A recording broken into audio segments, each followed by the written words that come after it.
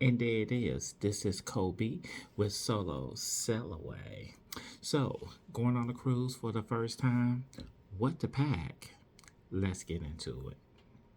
So, essentials: your passport, your documents, your swimsuit or your swimming trunks, and also for those of y'all that likes to chill right there by the pool and read a good book, don't forget your book, and don't forget that sunscreen.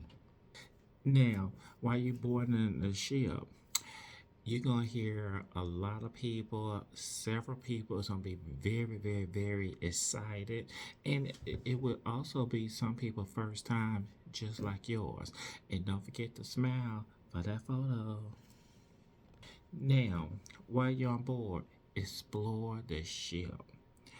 Know where some of these like hidden gems are, like the deck that you can be able to see a beautiful sunrise and explore all the nice eateries that you will be indulging on while you is at sea.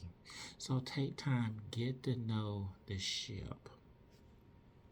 Now, while you're on the ship, during the daytime, play pool, trivia games, and karaoke, and they got plenty of nice workout areas and group workout on Virgin Voyager. So explore those different things that Virgin Voyages has to offer during the daytime. Now also they at nighttime they have like nightly parties, nightly shows. Oh, and during the daytimes they have shows too as well.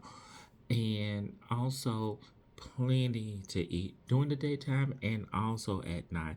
You may want to stop at the little pizza place, because you may have that early morning or late night hunger that may take place after 11, 12, or 1.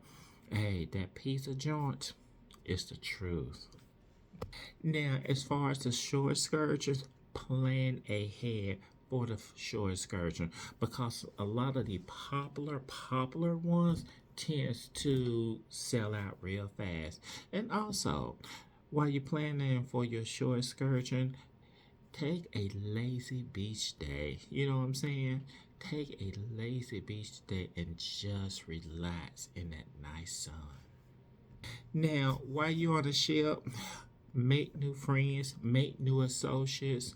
This is your home away from home temporarily while you at sea. So meet new people. Don't be shy. Mingle, talk, laugh. Enjoy yourself. It's a good time for you and also for them.